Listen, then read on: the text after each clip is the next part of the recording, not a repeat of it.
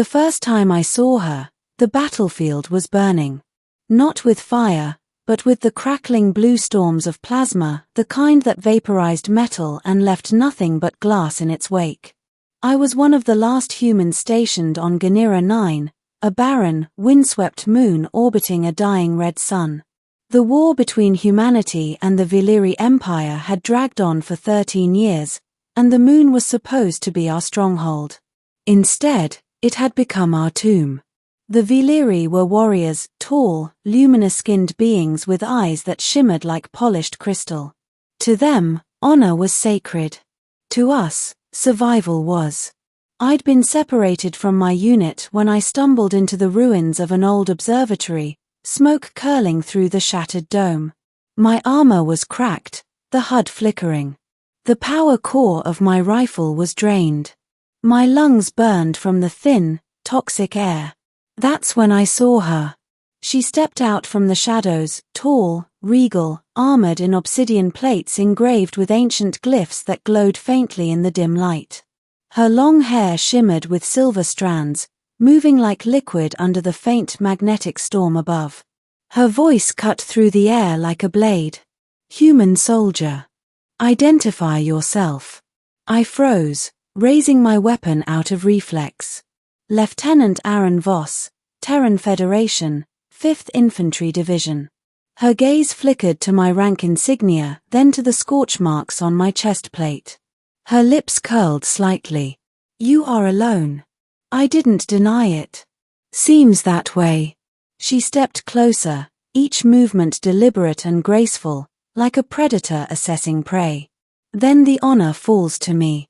Her plasma spear hissed to life, twin blue arcs humming between its twin blades. She was challenging me to single combat. The beginning, the duel. I'd heard stories of the Valyri's dueling traditions, personal combat between champions. To them, it wasn't cruelty. It was ceremony. A way to test worthiness, even among enemies. I'm not looking for a fight, I said, lowering my weapon slightly. I'm just trying to survive. Her eyes narrowed, their blue glow intensifying. Survival without honor is no life at all. Before I could respond, she lunged. The spear cut through the air, a blur of light and sound. I barely dodged, rolling behind a fragment of stone. The ground sizzled where the blade struck. Her attacks were relentless. Each strike came faster than I could counter, each move flowing into the next with inhuman precision. My armor's servos strained to keep up, my heart pounding so hard it drowned out the hum of her weapon. She disarmed me within seconds. My rifle skittered across the floor. The edge of her spear halted just below my throat. And then she froze. Her eyes flicked downward, to my collarbone where my armor had split. The torn fabric revealed a mark, a swirling tattoo glowing faintly beneath my skin, golden against the pale light. A Valyri sigil. Her expression changed instantly. The ferocity in her gaze gave way to shock and then disbelief. Where did you get that? She whispered. I frowned. It's a family mark. My mother said I was born with it. Her spear retracted with a hiss, her entire posture shifting from aggression to stunned silence. That is the mark of the eternal bond, she said quietly. No human should bear it. The middle, the connection. I didn't understand. Not then. She deactivated her weapon and stepped closer, eyes locked on the tattoo as if it were a living thing. That symbol is sacred to my people, she said. It binds two souls eternally. It is worn only by those who have shared the ritual of unity. I shook my head, trying to process her words. I was born with it. I didn't share any ritual. Her jaw clenched. That mark is not random. It carries memory, genetic resonance. A life before this one. Her words made my skin crawl. What are you saying? She looked up, her expression unreadable.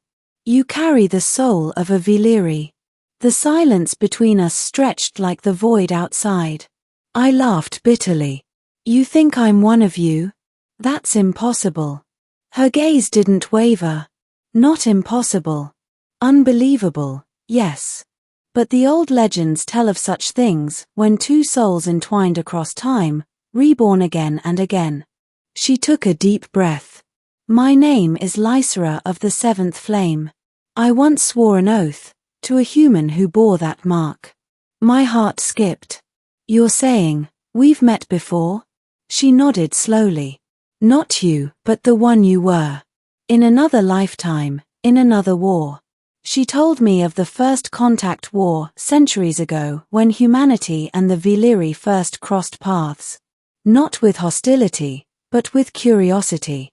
Before the hatred, before the weapons.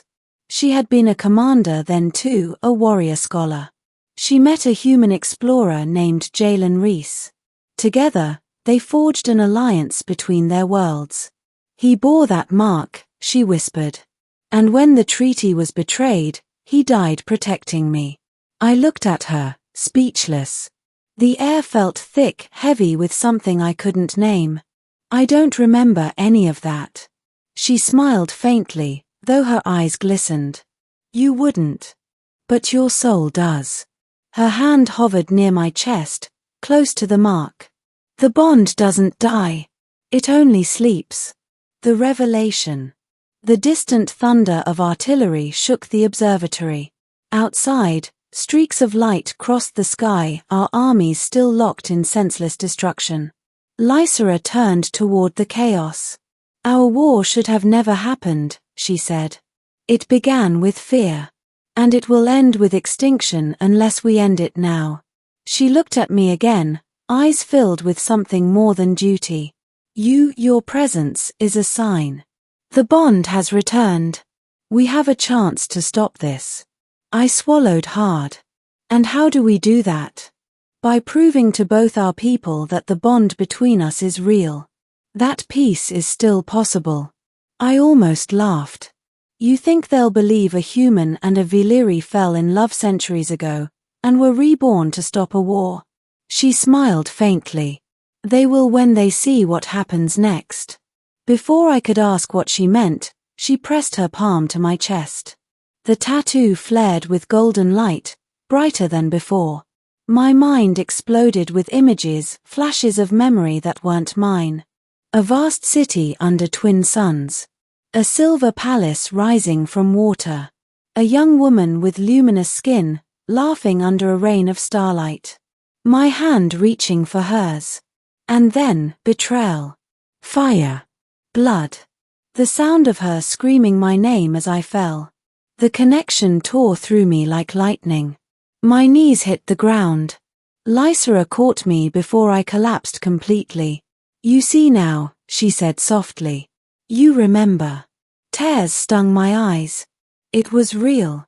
Yes, she whispered. And it is real again. The decision.